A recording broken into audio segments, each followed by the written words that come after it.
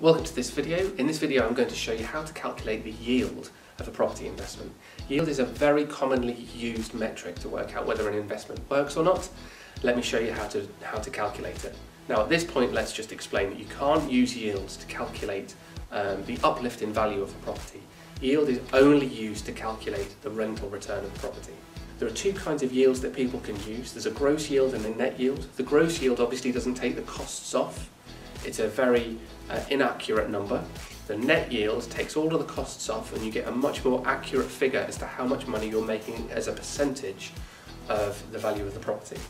So it's a very simple division. On the top line you've got the rental profit from the property. Then on the bottom line we've got the value of the building. So not how much money you've put into it, not any other metric, it's the actual value of the property. Now you take that number, you multiply it by 100 and you've got your yield. For example, let's take a property that the current value is £100,000, the agreed sale price is £70,000, the refurb cost is £35,000 and the GDV is £160,000. Another number that we need is going to be the rental income. The rental income for this property, once it's been refurbed and it's been valued at £160,000, is £1,000 a month, but for the yield we need to calculate that per annum, so that's £12,000 per annum. Therefore the profit from the investment is going to be £12,000.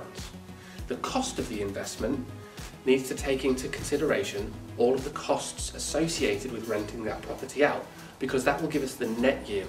Costs involved in this project are going to be voids, insurance, repairs and agent fees. So we're going to take voids, repairs and agent fees at 10% each, and we're going to take insurance at about £10 per month. So in total that's going to cost us £3,720 for a year. That then takes our profit from £12,000 where we started down to £8,280, just making sure that I'm accurate.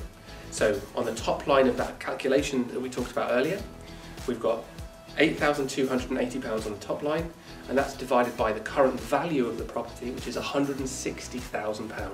We then take that number, we multiply it by 100, and in this case that gives us a yield of 5%.